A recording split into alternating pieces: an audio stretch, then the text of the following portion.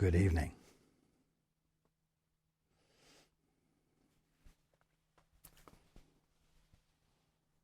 And welcome to everyone who's joining us on the internet.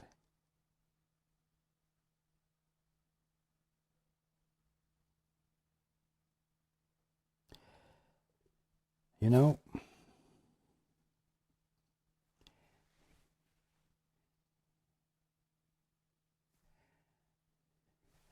at the bottom line, the real meaning, not just the message, but the real meaning of religion is love.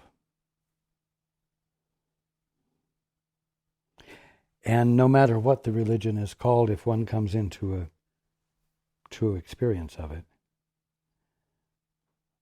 one finds that he has a function, a divine function. And that divine function is to be the presence of love. At the bottom line, that's the center and circumference of true religion.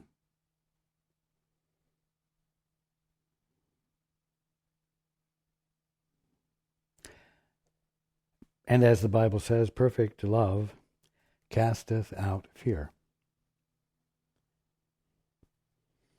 And as everyone knows, fear is rampant around your globe.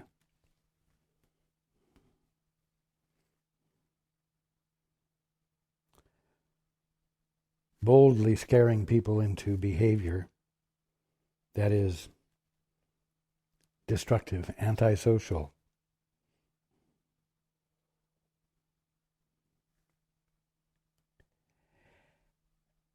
And the problem is that fear seems to command everyone's attention. Whether it's a little bit of fear or a lot of fear, it is always engaging. It always gets you. And it keeps you. It keeps your attention on it. And it completely distracts you from your capacity to release yourself from it. In fact, it presents itself to you as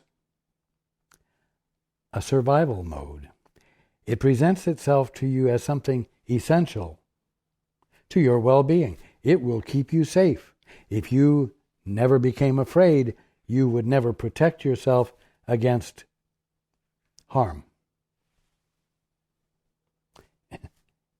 That can seem reasonable, but it completely overlooks and overrides the fact that there's basic intelligence built into you, built into every one of you, no matter what your age, no matter what your experience.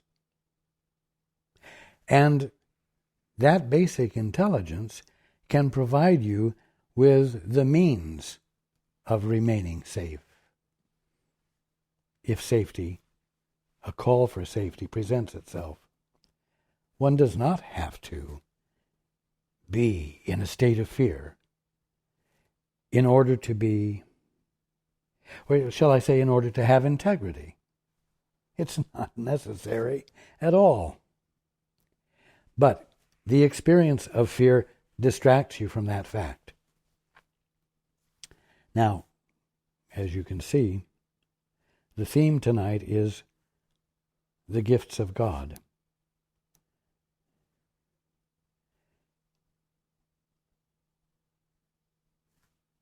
In another place in the Bible it says, "For God hath not gifted us, God has not given us the spirit of fear, but of power and of love and of a sound mind." Well, what's a sound mind? A sound mind is a mind that is integrated. Better put than that, it is unified. It's a unity. It therefore has no fragmentation in it, and it is therefore incapable of feeling anything other than the security of its unity. That's what a sound mind is. That's what God has given all of us. And that's what fear causes you to forget. And so you ignore that gift. Well, here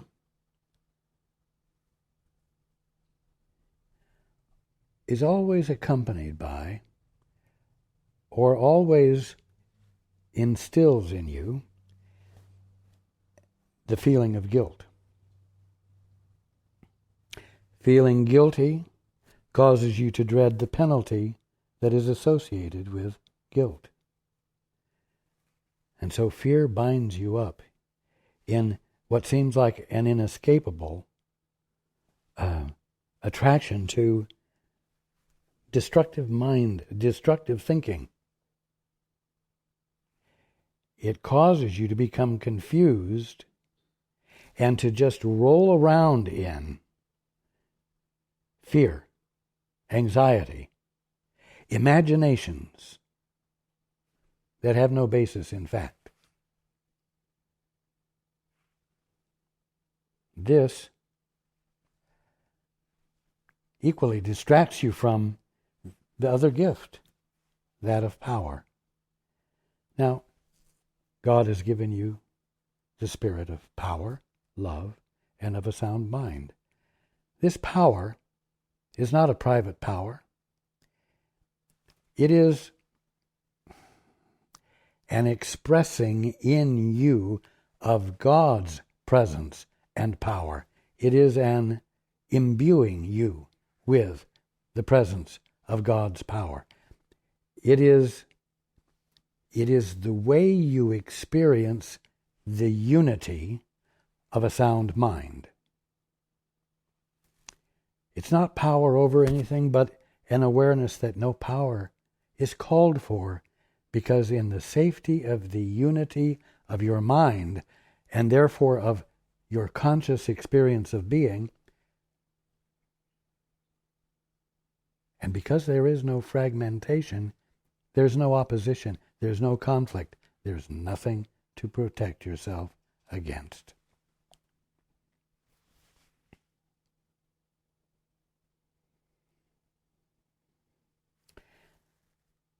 Now I'm bringing this up not because this is September 11th,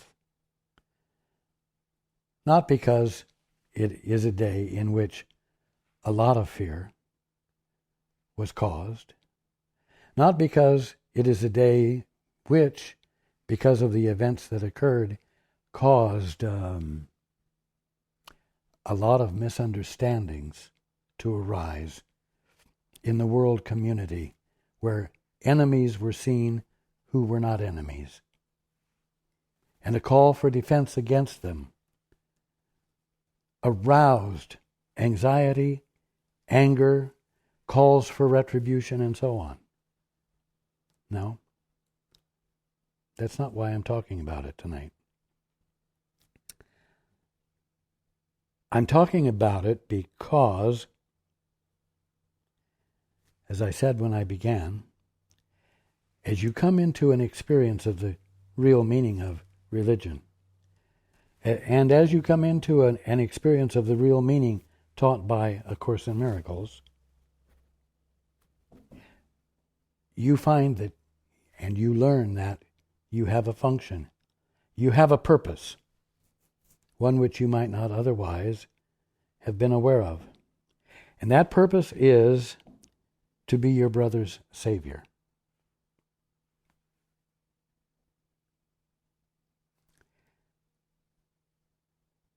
You know, that's what fear calls for. It calls for you to remember your function. which is to be enjoying the gifts of God. The spirit of power, the spirit of love, and the spirit of a sound mind. Why? Because when you abandon your gripping need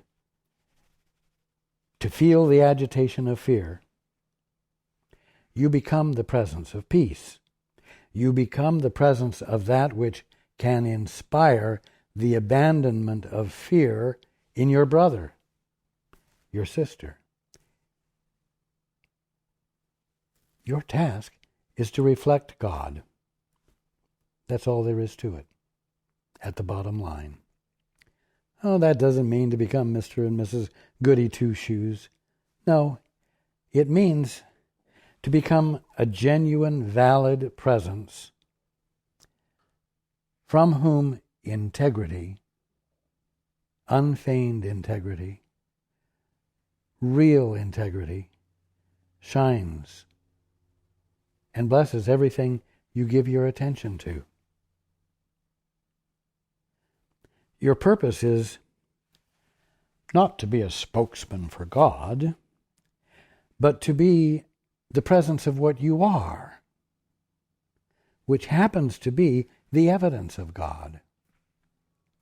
You're here to enjoy such an experience of peace and stability, a sound mind, and the power that accompanies it. Why? Because there's really nothing else worthwhile to do. And because if you dare to embrace and embody that, your brothers and sisters are blessed. Now,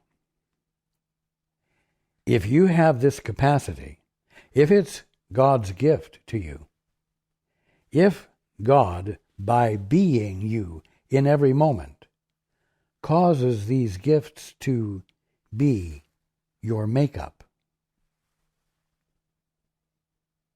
then your task and everyone else's task, as long as fear is rampant, is to be that presence which alleviates fear.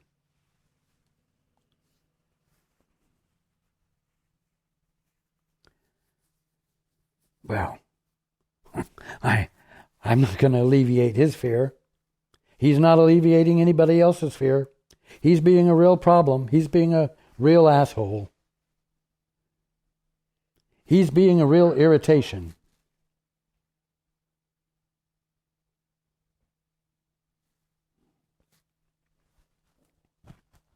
Well, I'll tell you something. As you sit there declaring that, you're being a real irritation. And you're fueling the fire of fear. And you're not being a peacemaker.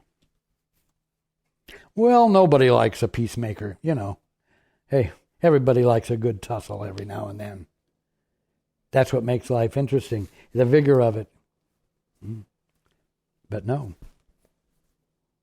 Your function is to reflect your source, to allow that which is being you at this very moment to show.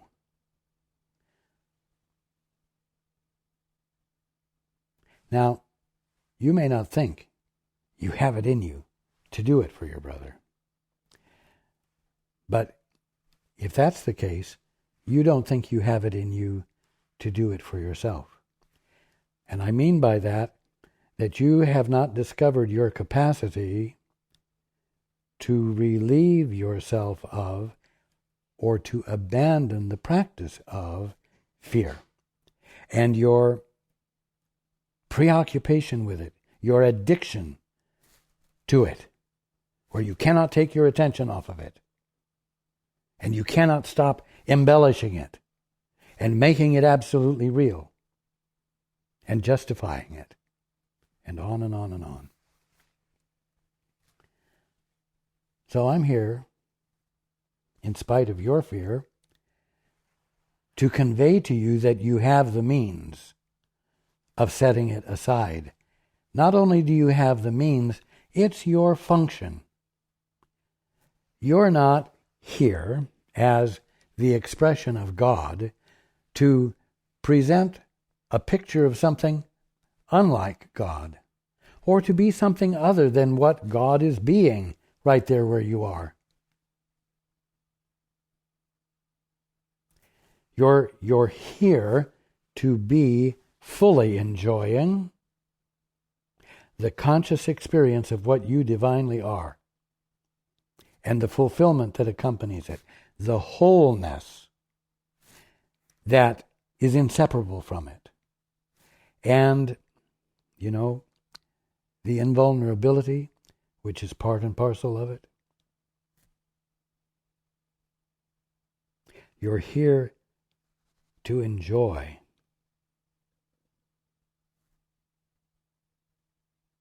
the power, the love, and the sound mind that are the gifts of God. Not that here's this little you out here, and God is going to pass to you a gift of power, love, and a sound mind. No, that which you would think of as separate from God out here that could receive a gift from God is actually God expressed, the presence of God already. And therefore, love, power, and a sound mind are already established in you as you. And that's what fear distracts you from the experience of. And that is what it's your birthright to take back and to experience, and therefore to be free of the domination of fear.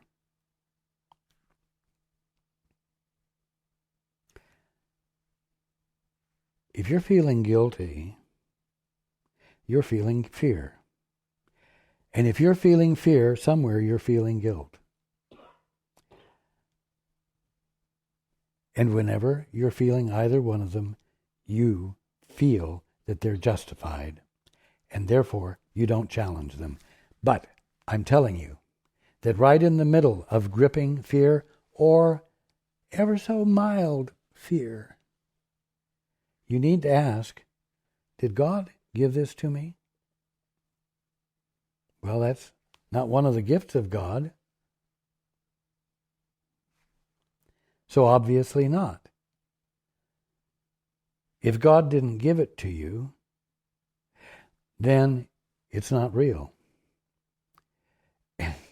It's a false belief. It's an imagination that you have clothed and given your honor and commitment to, even though it's total foolishness. And you know, every one of you, that you have a means of becoming calm in the midst of fear. You know, you have a child, and the child wakes up with a nightmare full of fear, and you know that what's called for is for that child to be calm, to become calm. And so you do everything you can to nurture a calming attitude in her or him. And you know that there's no attention that needs to be given to what seems to have been really scary, because there was nothing really scary.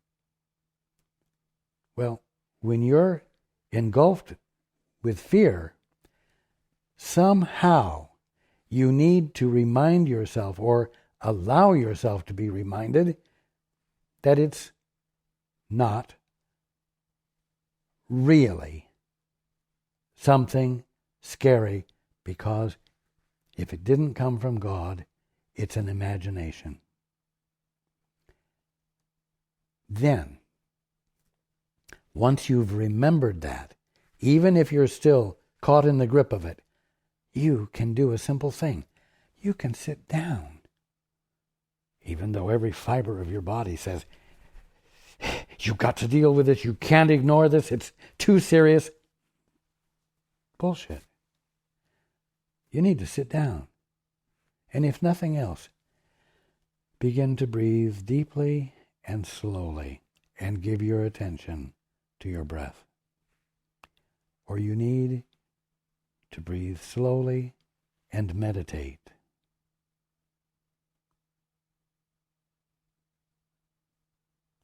If you do that, the fear and the gripping of it will leave.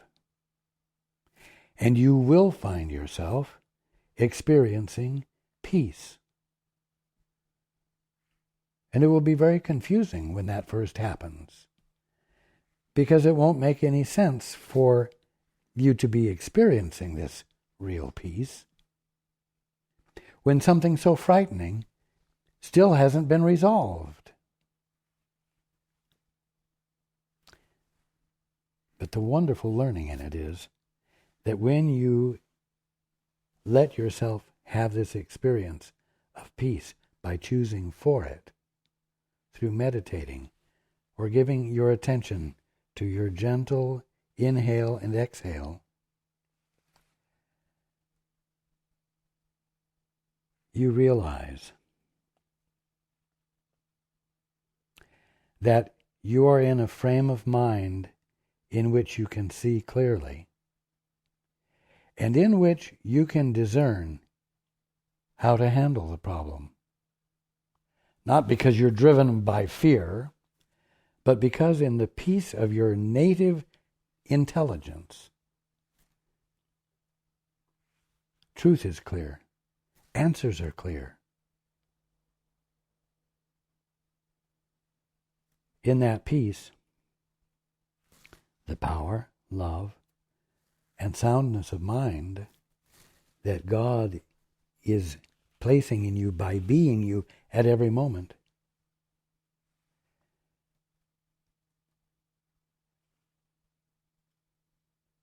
reveals to you that never again do you have to succumb to overwhelming fear. And that if you are willing to abandon it as the motivational force of your being, you will find a motivational force already there that you didn't have to create, a motivational force of love. Underpinned by a sound mind that has or is the presence of mind that is power because it has integrity, because it is a unity. This is your birthright to be experiencing. And as you insist upon becoming still in the midst of fear and having this experience, you will find yourself behaving differently, and you will also find yourself grasping what is going on in your brother or sister when he or she is bound by fear, caught in it, governed by it, and missing the experience of the natural intelligence of their being, which, in the midst of peace, can provide the answer that the motivational force of fear seems to be pushing them toward.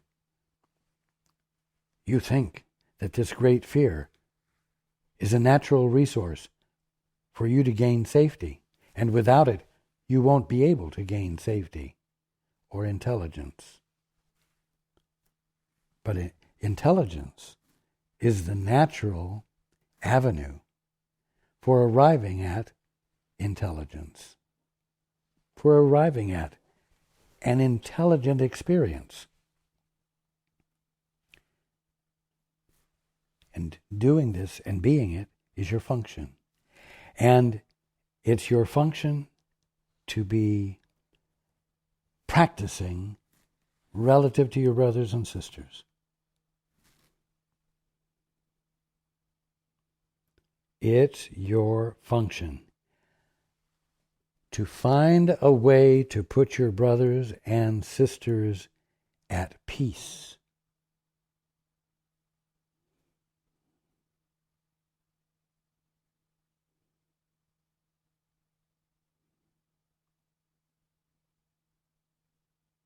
by uncovering the gifts of God,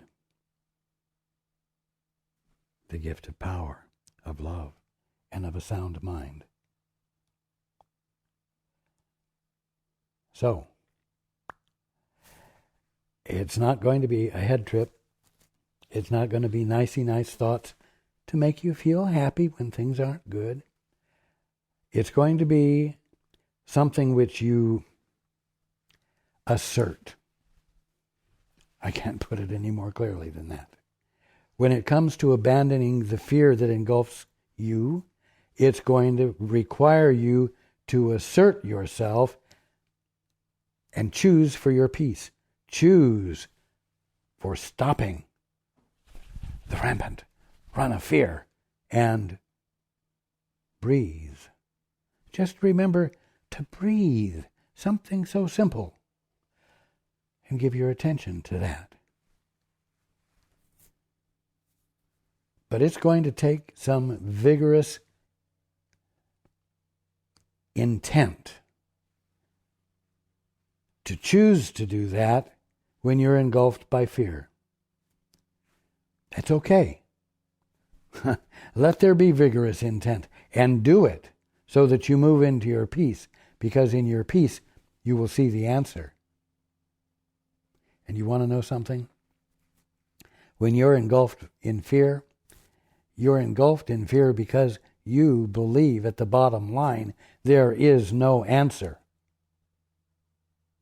At least not for you.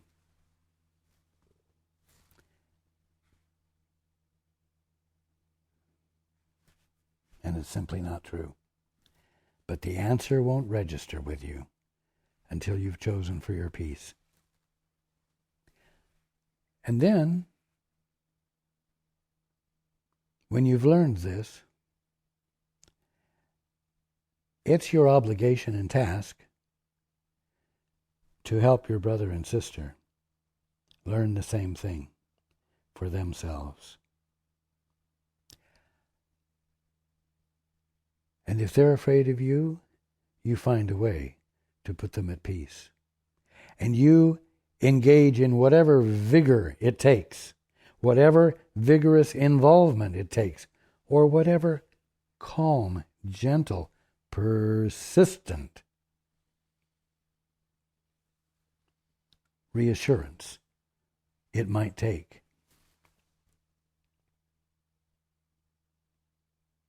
Oh, they're not worth it. Why should I have to do that? Because it's your function. Because it's who and what you really are. And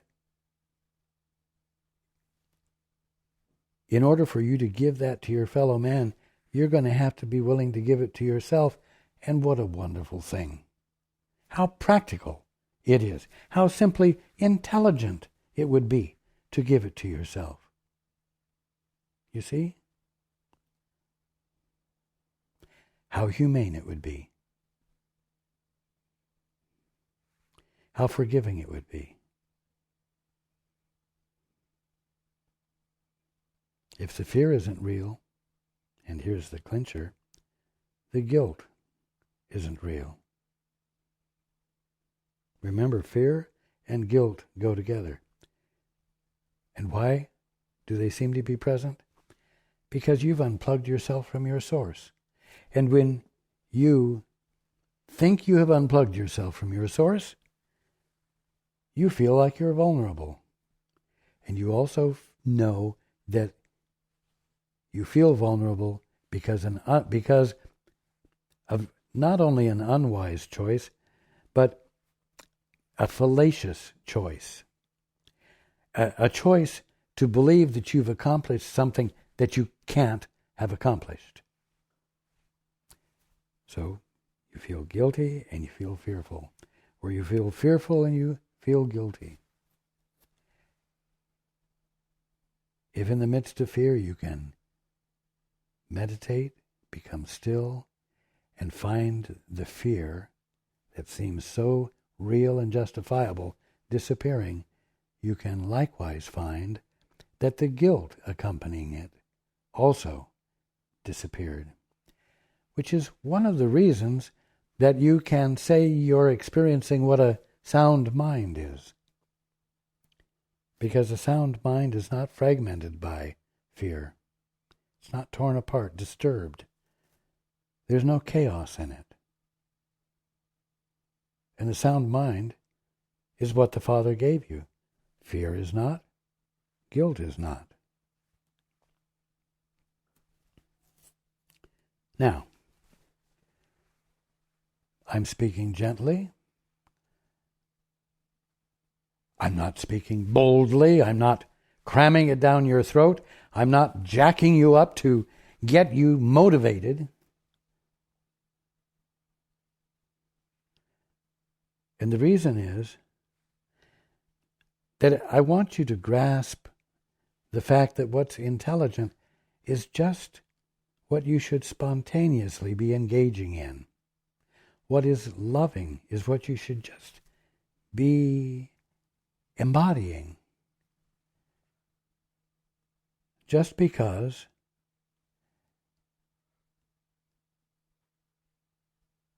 it allows you to find the gifts of God, which are really the presence of God in you, to show up. And this is a perfectly intelligent and perfectly sane thing to do. Now, I said it's going to take vigorous intent on your part, persistence. You know what? I could give you a real pep talk, and I could get you revved up so you'd be willing to do it. But it wouldn't last. I'm saying to you it softly. I'm saying it to you softly, gently, encouragingly, and matter-of-factly, so that it might be easier for you to just shift in your awareness. A genuine shift, a simple shift, that it would be difficult to slip back from. You need to know the truth about you. And that the simple truth about you is so normal, so everyday,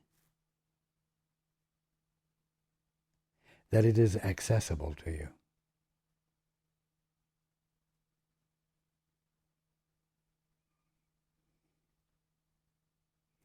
Whether it's someone in your office, whether it's someone in a neighborhood of other nationalities, whether it's a people in a different country, if they are afraid of you,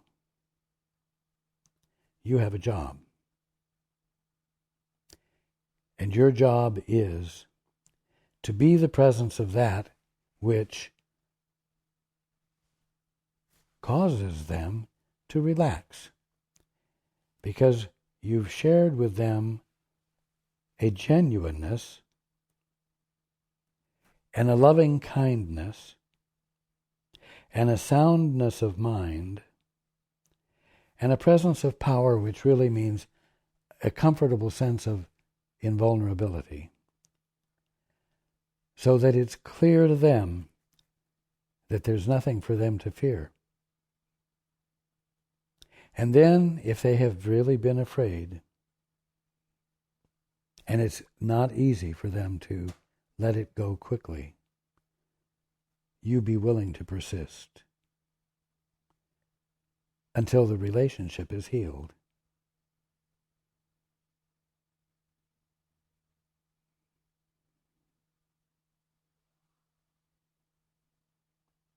There's need for healing in the world, in families, in communities.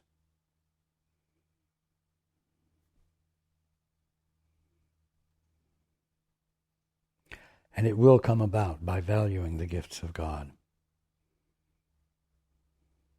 By realizing that if God has not given you the spirit of fear or the spirit of guilt, but of power and of love and of a sound mind, that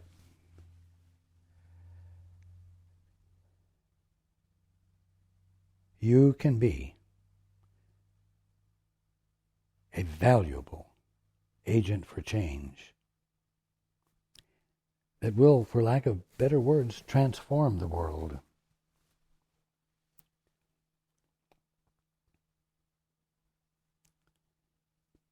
And you know what? You don't have to be entirely altruistic. You don't have to just go out and do this for someone else. It is not your birthright to be experiencing fear. It's not your birthright to be experiencing guilt.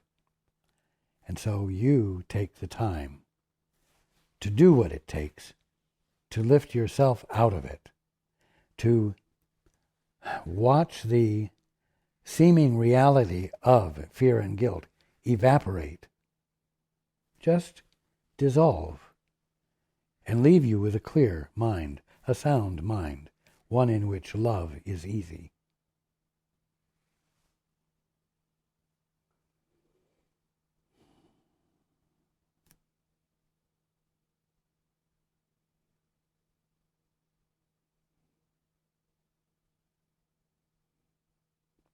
You deserve that. And until you let it in for yourself, you won't have it to give away. You won't have it to share and thereby keep.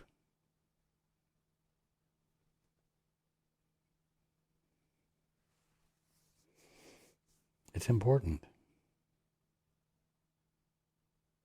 It's important for fear to stop dominating the world scene.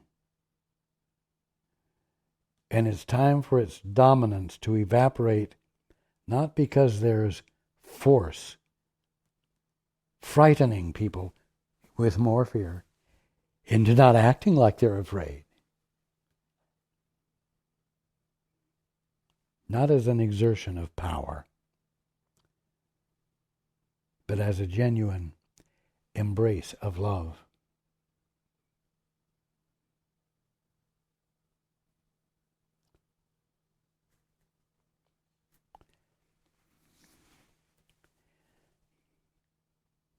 It is important.